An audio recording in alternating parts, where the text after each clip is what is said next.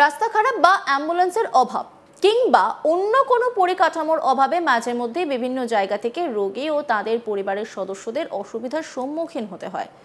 কখনো কখনো তো সেই সমস্ত ঘটনাকে ঘিরে রীতিমতো হইচই শুরু হয়ে যায়।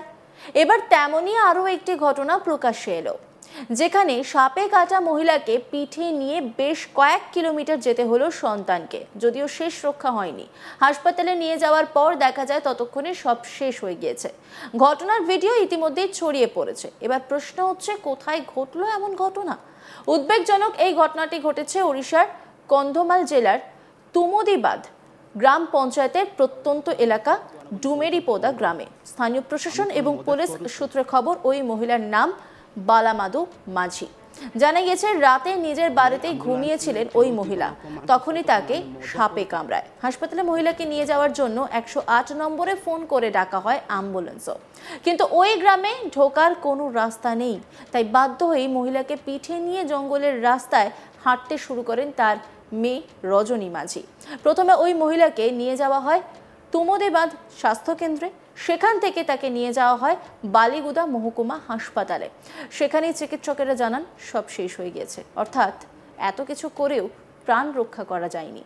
এই ঘটনায় ওড়িশার রাস্তাঘাটে পরিকাঠামো নিয়ে প্রশ্ন উঠে গিয়েছে। एम्बुलेंस को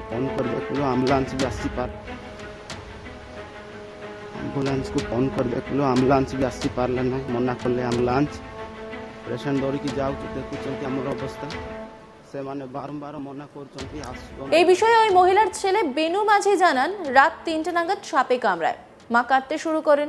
আমরা 108 নম্বরে ফোন করে অ্যাম্বুলেন্স ডাকি, কিন্তু রাস্তার সমস্যার জন্য অ্যাম্বুলেন্স বাড়িতে পৌঁছতে পারেনি।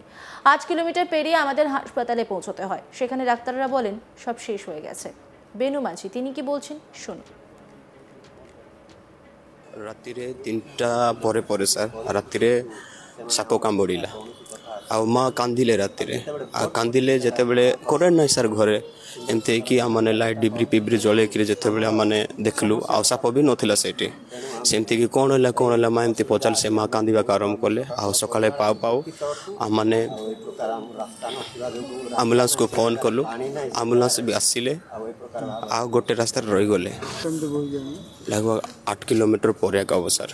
ବୋହିକି ଆଣିଲୁ, ତାପରେ ସେଇଠି ପହଞ୍ଚି ସାରିଲା ପରେ ଆମମାନେ ଫାଷ୍ଟ ତୁମୁଡ ମେଡ଼ିକାଲକୁ ନେଲୁ। ମେଡ଼ିକାଲ ନେଲା ପରେ ସେଇଠି ଏଆଡ଼େ ରେଫର କଲେ, ବାଲିଗୁଡ଼ା ଆସିଲୁ। ତାପରେ ସେଇଠି ଚିକିତ୍ସା ହଉ ମରିଗଲା। ସୁନିଶ୍ଚିତ ରାସ୍ତା ଯଦି ଭଲ ଥାନ୍ତା ଆମମାନେ ଯେକୌଣସି ଆମ୍ବୁଲାନ୍ସକୁ ଫୋନ୍ କରିକି ମଧ୍ୟ ଆମମାନେ ମାଆକୁ ଠିକ୍ ସମୟରେ ହସ୍ପିଟାଲ ପହଞ୍ଚାଇ ପାରିଥାନ୍ତୁ। ରାସ୍ତା ଯୋଗୁଁ ରାସ୍ତା ଠିକ୍ ନୁହଁ, ତେଣୁକରି ମେନ୍ ବିଷୟ ତ ରାସ୍ତା କରେଣ୍ଟ এই ଜିନିଷ ଗୁଡ଼ାକୁ ଠିକ୍ ନ ଯୋଗୁଁ ଆମମାନେ ଆଜି ଆମ ପରିବାର ମାଆକୁ ହରାଇଛୁ ସାର୍।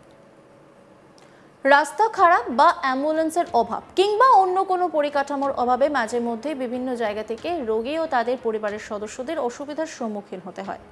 কখনো কখনো তো সেই সমস্ত ঘটনাকে ঘিরে রীতিমতো হইচই শুরু হয়ে যায়। এবার তেমনই আরও একটি ঘটনা প্রকাশ্যে এলো, যেখানে সাপে কাটা মহিলাকে পিঠে নিয়ে বেশ কয়েক কিলোমিটার যেতে হলো সন্তানকে, যদিও শেষ রক্ষা হয়নি। হাসপাতালে নিয়ে যাওয়ার পর দেখা যায় ততক্ষণে সব শেষ হয়ে গিয়েছে। ঘটনার ভিডিও ইতিমধ্যেই ছড়িয়ে পড়েছে। এবার প্রশ্ন হচ্ছে, কোথায় ঘটলো এমন ঘটনা?